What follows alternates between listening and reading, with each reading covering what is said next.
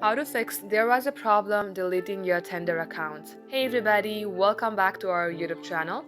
In today's video, you will learn how you can fix your deleting your account problem in your Tinder. So without any further ado, let us jump right into the process. First of all, make sure that you have a stable Wi-Fi connection. If not, you can go ahead and switch your Wi-Fi connection to a mobile data. Then open up your settings app. From here, go below to apps and search for Tinder.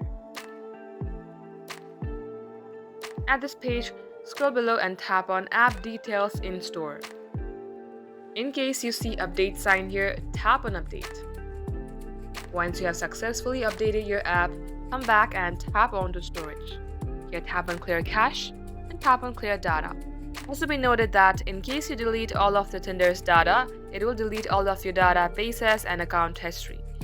That means you have to re-log into your Tinder account, so if you would still like to continue, then tap on Delete.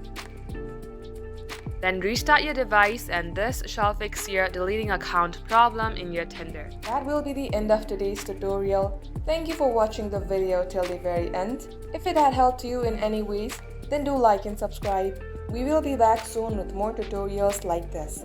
In the meantime, stay updated and thank you for watching.